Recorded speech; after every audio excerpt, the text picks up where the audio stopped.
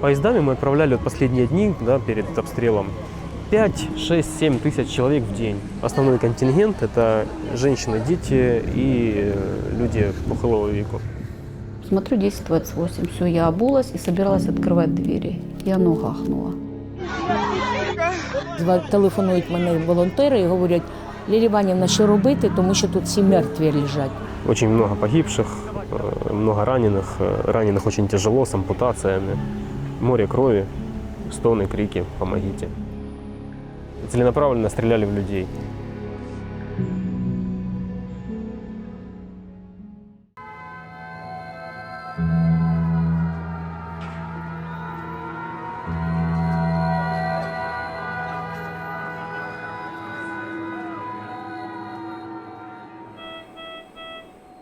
Я хочу стать моделью. У меня все вещи красивые. Мама мне тоже помогала, когда была живая. Да, она очень красивая. Де ми знаходимося, що ти тут зараз робиш? У меня тут как тут реабилитация. Я хожу там, разминаю ногу, хожу на беговой дорожке и на таком как тренажерный велосипед. Когда поняла, что мамы нет? В Днепре. Я даже не думала, что нет. Я думала, где-то в больнице лежит. Я заглянула в Facebook, и там было написано, что моя мать погибла. Ты когда сделала это видео? Не помню. Ну, давно или вот недавно уже? Давно.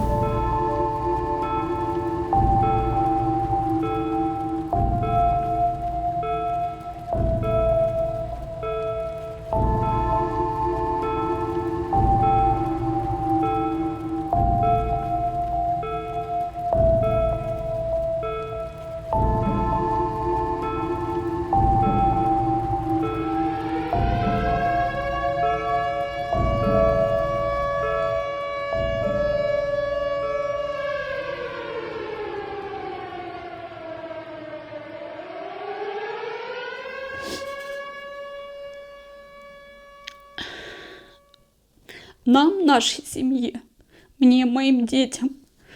У меня 5 детей. Это дети убитые все фактически. У меня такое ощущение, что я умерла 8 апреля. Дети тоже вышиблены из жизни. Просто это поломанная жизнь. Они нам поломали жизнь.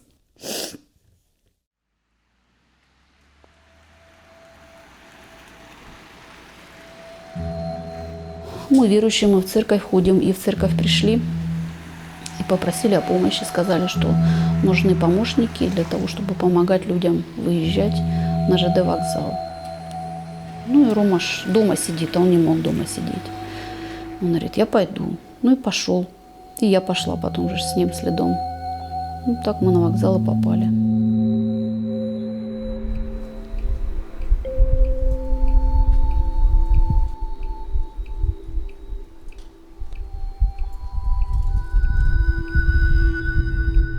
Я пришла на вокзал в 17 лет и по сей день здесь работаю. С 1993 года я работаю начальником вокзала. 29 лет, пошел 30-й год. Вокзал Краматорск, естественно, стал центром среди всех ближайших вокзалов. Константиновка перестала работать, Дружковка перестала работать. У нас в день было по 5, по 7, по 4, в разные сутки по-разному поездов, которые эвакуировали не только жителей города Краматорска, а и всех близлежащих городов. Это и Константиновка, это и Фенольная, это и Дружковка, это и Бахмут. У них поездов не было эвакуационных, все ехали в Краматорск. Начиная с 26 числа мы работали в режиме на подъеме, как говорится. Обстрелы были сильные и днем, и утром, и ночью, постоянно. 14 марта в 10 часов вечера это все начался именно обстрел, именно самый жесткий. Мы уже спали в это время уже и сказала, давайте пойдем в подвал, обстрел начинается. Я говорю, да ничего, они сейчас прекратятся. И после этих слов влетает в дом град, одна ракета. Потом, когда я утром уже вылез, посмотреть уже с подвала на дом, что там с домом, думаю, да, ну одну там стену вынесла, ничего сделаем. Да когда просто вылез и посмотрел, один фундамент, ничего не осталось.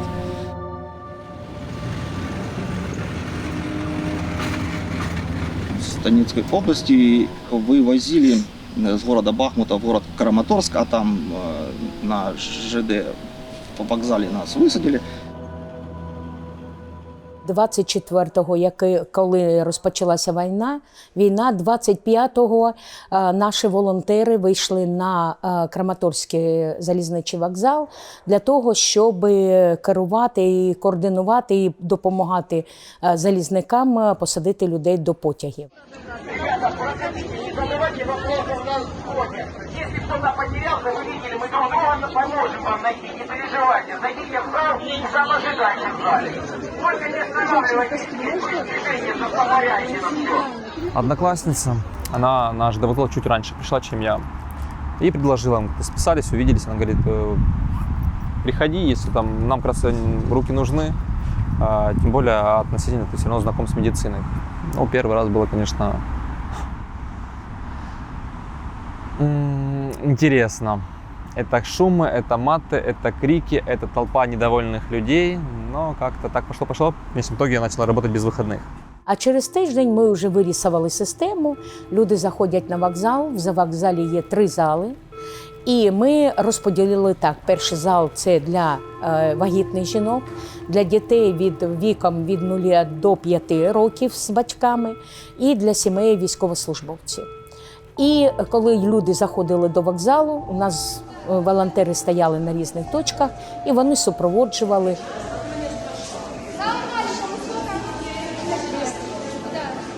Выводили мы их через этот вход, через тот вход. Значит, там вагоны хвостовые, с головы поезда. То есть вот группы рассредотачивали. Планировали группы. Одна группа, другая группа, третья группа. То есть они у нас все стояли до самого моста. Волонтер идет, ведет в этот вагон конкретно людей, люди садятся. Потом волонтер идет по вагону, проверяет, сколько в каждом купе людей, потому что люди разные.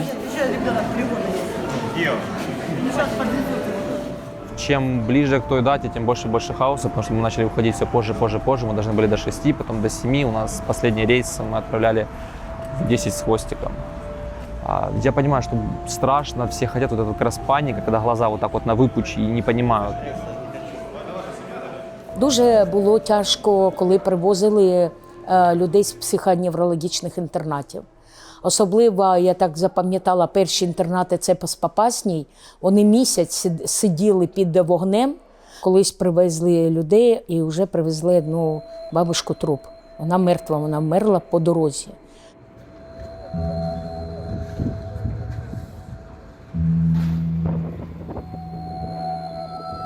Формируем группы, их подвозим, потом на руках поднимаем. Коляска дальше не может по вагону пройтись, их надо брать на руки, вдвоем нести, заносить, ложить. То есть там 3 полочки это тоже для людей, это не для сумок. Мужчины приезжали, привозили свои семьи. Вот он посадил семью, смотрю, идет, плачет, слезы текут. А что вы тут делаете нас? Спрашиваю. Ну вот, помогаем, сажаем. Ну и все, и они оставались. На следующий день приходили, футболку волонтера надел, пришел и пошел. Что делать? Сказали, что делать. Начиная с марта я был все время на вокзале, занимался координацией эвакуационных процессов. 7-й это был очень тяжелый день на самом деле. Мы тут были аж до 10 вечера. Пошла активная фаза эвакуации. И 7 числа был поврежден мост железнодорожный в Барвенково. И у нас прекратилось железнодорожное сообщение. В связи с этим мы не смогли все поезда отправить. У нас осталось очень много людей. Был ужас, это было до 10 вечера, комендантский час, мы людей развозили автобусами по домам. У нас на 8 число на утро было очень много людей. То есть не только те, которые изначально планировали на 8, но и частично с 7 числа остались. Каждый день записывали, кто был начальником поезда и сколько на какой поезд было отправлено пассажиров. Тамара, с 26 февраля у нас было 2 поезда, мы отправили 1250 человек. 6 апреля у нас уже было 8000 пассажиров отправлено, 8200. 7 апреля у нас было очень много пассажиров. Те пассажиры, которые не уехали 7 апреля, они к нам пришли на вокзал 8 апреля.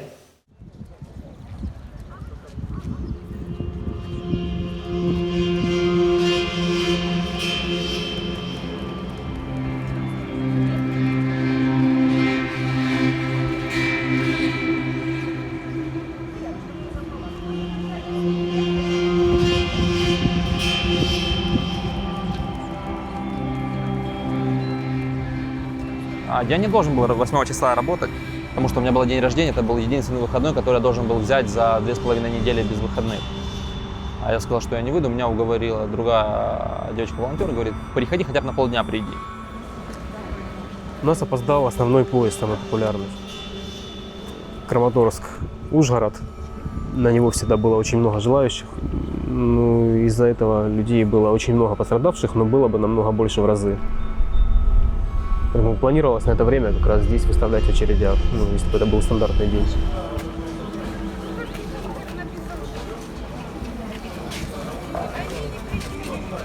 Мы хотели выезжать до родственников в Винницкую область. Где-то мы приехали в 9:30, было спокойно. Всех люди ходили, дети гуляли, солнце было. Разливали, вот это много было возле ДСЭПовской палатки, чай же вот это. Ну где-то час были, у нее еще фотография, там время стоит. Марина всегда была первая. И в тот день, когда на Краматорске вокзале, мы распределили, кто по очереди поведет этих малых чая попить. А кто-то остается за сумками смотреть. Марина говорит, я сейчас сходим с Катей, а потом ты с Юлей. А мне это уже так надоело, всегда она первая. Я говорю, нет, мы с Юлей сходим первые, а потом ты. Приходим с Юлей и говорю, идите в кафе. Говорю, там все, и кофе есть, и все. Я не знаю, они пошли за вот этим чаем. МЧС. Там будут формироваться очереди для Хмельницкого. МЧС Хмельницкий, да. Не за что. Нам объявили, что будет скоро заходить поезд, и мы начали формировать группу. Моя группа стала первая, это где детки. То есть, людей очень-очень много, там перед ЖД вокзалом все вот это место было заполнено. Выходил я с центрального выхода на перрон, выводил небольшую группу людей. Я была в машине, я пошла в машину попить воды. И потом думаю, так устала, не могу, чуть поддохну, посижу. Я даже разулась, в машине легла. Думаю, вот полчасика, чуть-чуть. И 10:28 смотрю, 10:28. Все, я обулась и собиралась открывать двери. И оно гахнуло.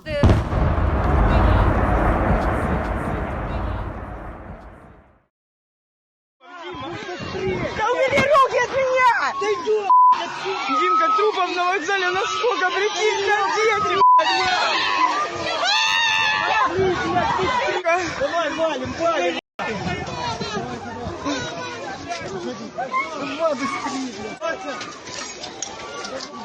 Сколько трупов! Там дети! Одни дети, Вася! Люди попадали, причем взрыв был такой силы, что у некоторых были признаки контузии, там сразу кровь с носа пошла. Только помню, накрыла голову руками и кричала: «Боже, помоги нам, Боже, помоги нам». И казались эти взрывы бесконечные, что они никогда не кончатся, что это вот оно взрывается, взрывается, взрывается. И так страшно мне не было никогда. Все,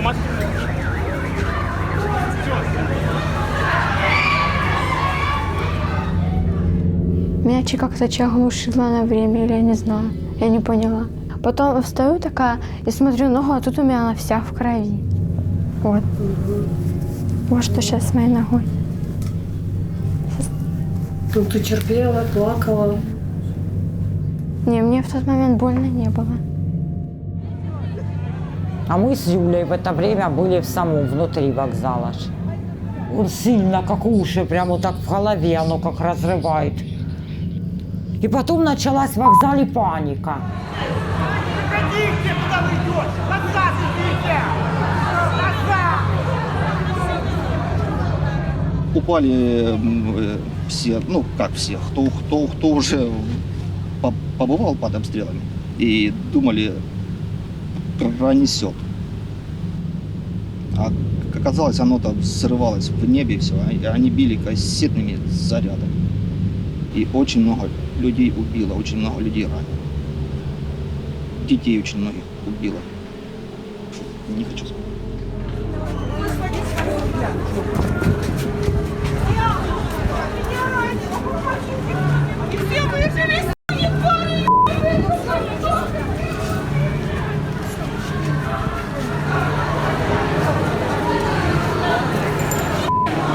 Сначала ног вообще не ощущал, просто их не ощущал. Я думал, их оторвало просто-напросто, потому что все горело, все тело горело. Когда повернулся, ноги на месте, когда пытался встать, я понял, что я стоять не сильно-то и могу. Вышел с ЖД вокзала, ну как сказать, выполз. Там меня подобрали полицейские.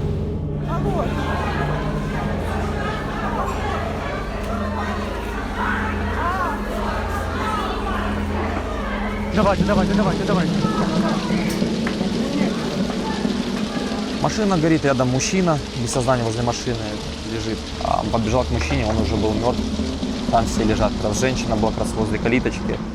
Я потом видела, как машины из сгоревших машин вытягивала тело. И вот так вот, как человек сидел, вот так вот обгорелый скелет, вот так вынимали, прям в сидячем положении выкладывали из машин. Я пошел на обход, и мы увидели, что кучу тел, кучу людей.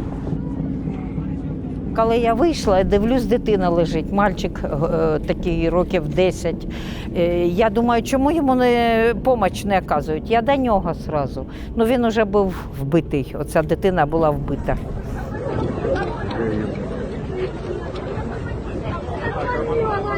Да.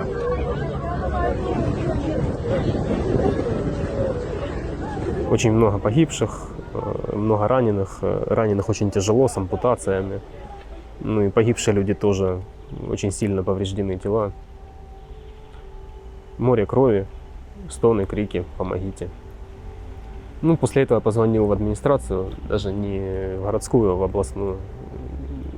Сказал, что надо скорая, все, которые только можно.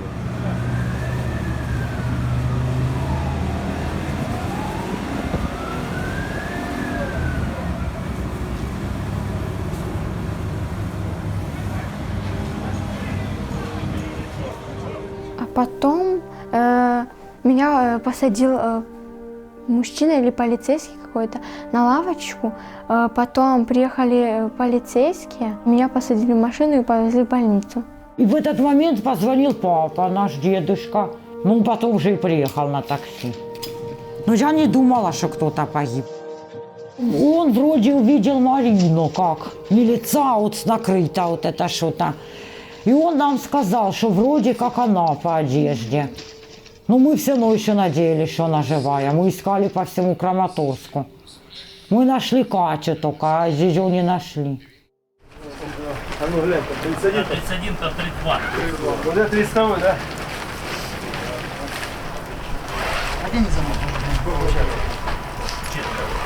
Потом, когда уже разрезали шатер Хмельницкий, там клеенчатый, мы уже потом начали уже в самом конце 200-х носить, выносить и слаживать. Телефонують мене волонтери і говорять: Лілія Іванівна, що робити, тому що тут всі мертві лежать. Я ніяк не могла зрозуміти, що, говорять, тут всі мертві лежать, що нам робити? В жовтому жилеті, що я казала, Він був тут. І коли я підійшла подивитися, я могла підійти тільки тут, я далі не могла йти. Я бачу, що незнайоме якесь лице. Коли я вже показала, вони кажуть, це волонтер, який сьогодні був перший день. Я встретил Лену, Лена Рому искала, я к Пазюре пошел. Подбежал, она говорит, сказали, что один из ваших. Я говорю, Рома, ну, начинаю описывать Рому. Говорит, не знаю, сказали, какой-то седой. Я говорю, это явно не Рома. И я несколько раз оббежала вокруг, и в вокзал, и вокруг, и в вокзал. Вот это вот я бегала. Я была уверена, что он живой. Я была уверена, что он трубку не берет, потому что я вижу, что происходит. Как людей вот это рвут, этот брезент, вот эту палатку, людей грузят. Стала заглядывать уже мертвых, когда выносили, туда в эти... Звонят мне с какого-то неизвестного номера. Вы звонили на телефон, и я говорю, жена, говорю, это телефон моего мужа. И я говорю, а как к вам телефон попал? Он говорит, мы тут телефоны по платформе собираем. Я говорю, там кто-то еще есть? Он говорит, а тут мужчина какой-то лежит. И я побежала туда. А мужчина этот меня хватает, тянет, говорит, не смотрите, не смотрите. Я вырвалась, подбежала, приподняла. Я вижу, да, я вижу, это он, я вижу так живот скрытый, знаете, как кожа вот так снятая. И я вижу полностью все его внутренности. И помню, мысль мелькнула, почему я не вижу головы. И я потом уже в морге узнала, что ему оторвало вот так вот всю эту часть полностью. Голову и руку вот так оторвало. Ну, так я его искала и нашла.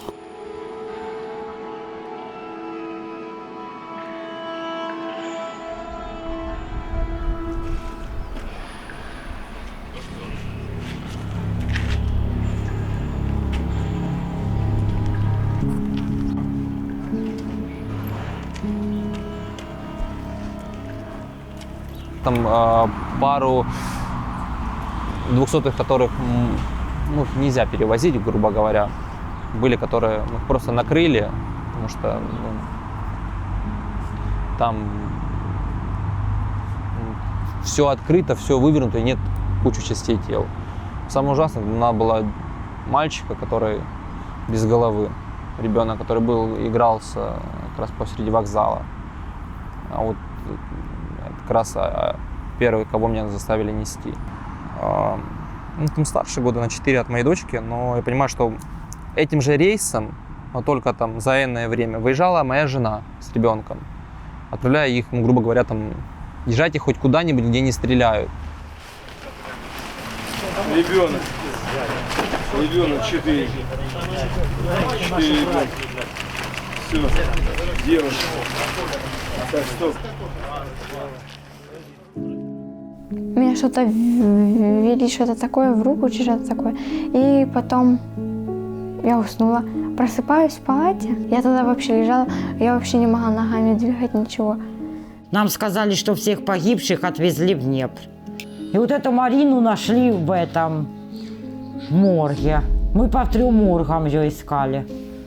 А нам они показывали фотографию, так всех погибших листали. Вон она в желтой курточке.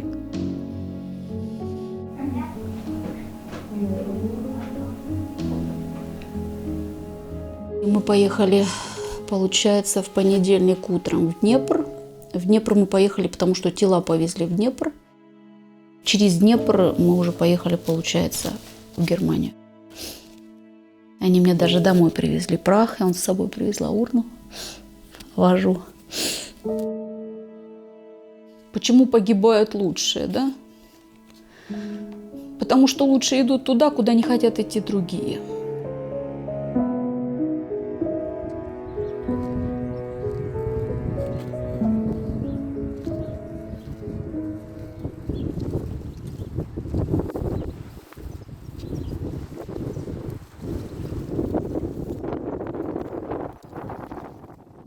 Мне разнесло, ну, можно сказать, половину позвонка. Потому что мне делали пластику, наращивали даже оболочку спинного мозга. Мне сказали, если бы, говорит, еще бы чуть-чуть бы, говорит, если был бы этот осколок проникающий, буквально 0,5 миллиметров, говорит, и ты был бы все, труп. Говорит, и родился в рубашке.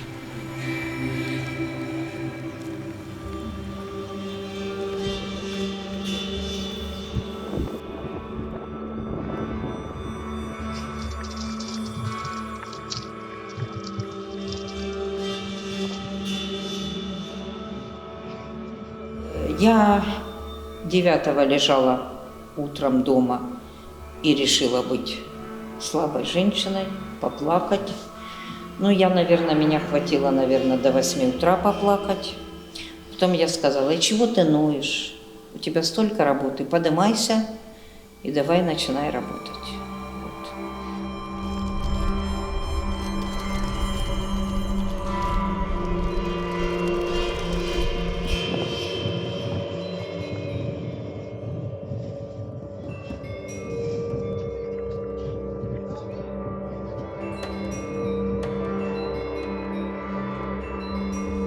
Отметить нужно тот факт, что эвакуации подлягали мужчины призывного возраста, поэтому основной контингент – это женщины, дети и люди похилого веку.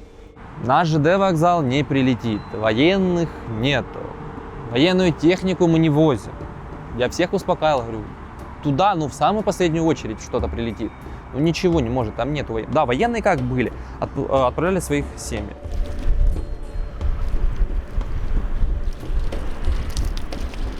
Основной взрыв, который был мощный, был отстрел боеголовки.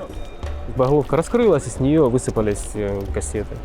Кассетные боеприпасы осколочные, они похожи по форме на пивную банку по размерам, с небольшим парашютом. Вот они начали падать и взрываться. Зона поражения у каждой метров 100. И это именно билось по людям, потому что было очень много людей, больше 1000 человек. Россия пыталась оправдать обстрел, что они тут якобы пытались уничтожить какую-то военную технику.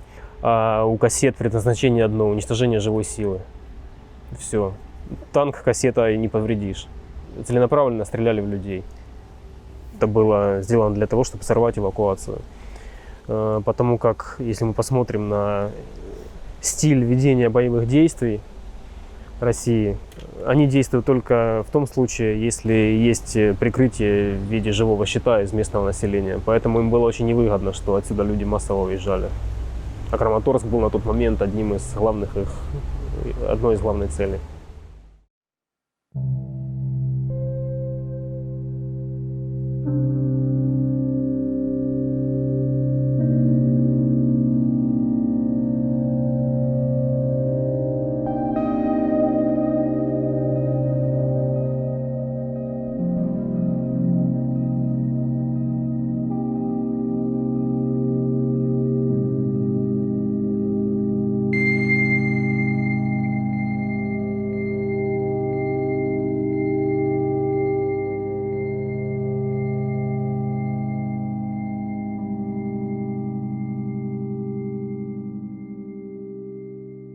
Я не поляныца, да?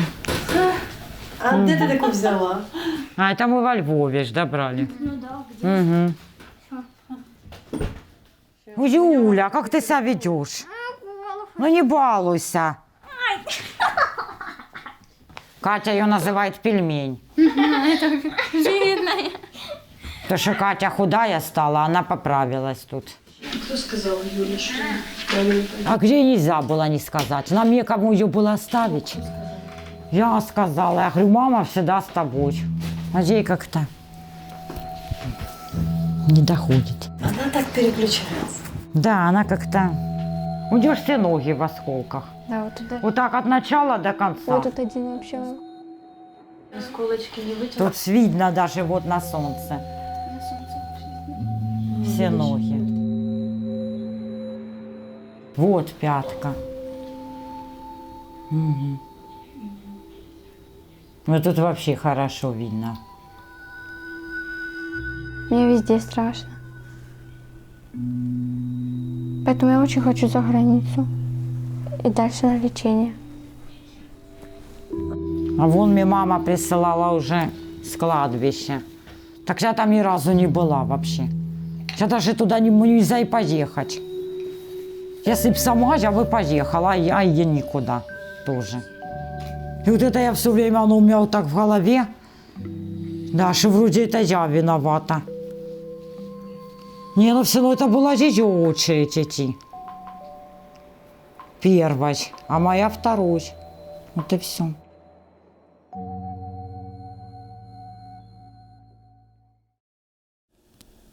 Потом уже такие бредовые мысли были всякие. Уже через несколько месяцев уже такие мысли стали появляться. Я так понимаю, то ли это уже за головой что-то.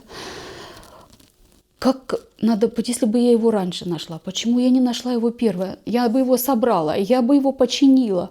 Какой ужас! Я понимаю, что это бред, но вот оно в голове крутится. Я 3 дня его ждала. Я его увидела и 3 дня его ждала.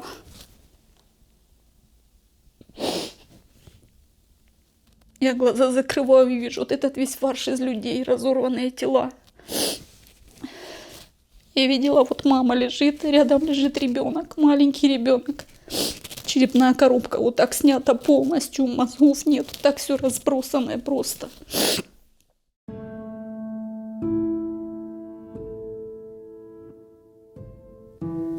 У меня сестра в России. Она в 2014 году туда уехала. Мама мне говорит, Маринка сказала, говорит, ты можешь приезжать к ним туда. Они зовут тебя. Приезжай, они тебе помогут. И я говорю, вы извините, говорю, но я считаю это полным маразмом. Ехать к тем людям, которые тебе всю жизнь сломали. Они мне всю жизнь поломали. Все.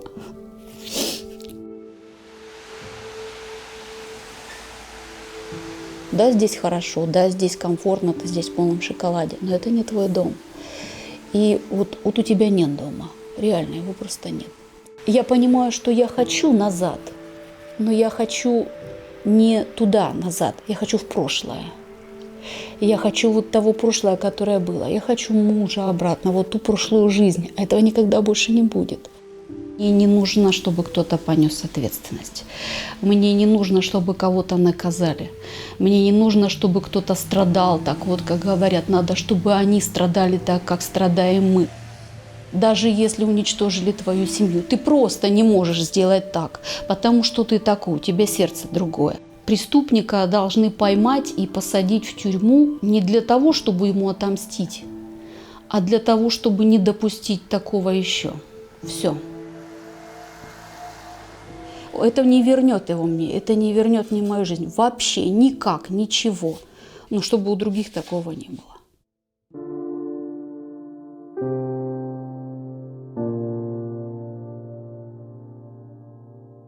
Поїзд номер 712 з полученням Київ-Краматорськ вперше після піврічної перерви відправляється з першої колії завдяки успіхам ЗСУ. Вітаємо наших воїнів з Днем захисника і захисниці України. Бажаємо вам приємної подорожі і перемоги.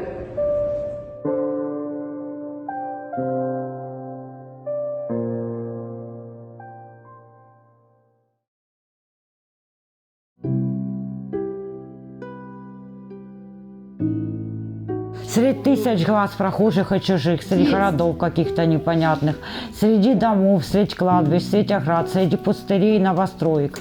Там души привокзальные не спят, им солнце светит и машина гонит. На тот вокзал хочу вернуться я, где слезы, стон, кровь среди асфальта, где вновь пытаюсь я найти тебя. Ушла лишь обвернувшись след, ушла живая, не прощаясь. Ушла, ударил резко взрыв, и где-то слышны крики чаек. У нас жасмин цветет, сирень, и мама плачет у оградки, и вдруг мелькнет от солнца тень, а может подойдет украдкой, а может скажет: ма, ведь это я, ты что не видишь, я живая. Твоя Марина, позвони, скажи все, что хотела, а может просто помолчи и посиди со мною рядом, а хочешь покричи, вернусь я солнцем, может взглядом, а может ветром, может летом. Я так ждала, когда оно придет, к тебе я вернусь я самым ярким светом, вернусь, как самый яркий дождь. Вернусь, кричу, а ты не слышишь, вернусь. Здесь стою, не видишь ты меня. Вернусь, ведь здесь на свете что-то выше, сильнее взрыва и огня. Ну и все. Что за стих? Это я Марине придумала. Но я его нигде не выставляю, это так.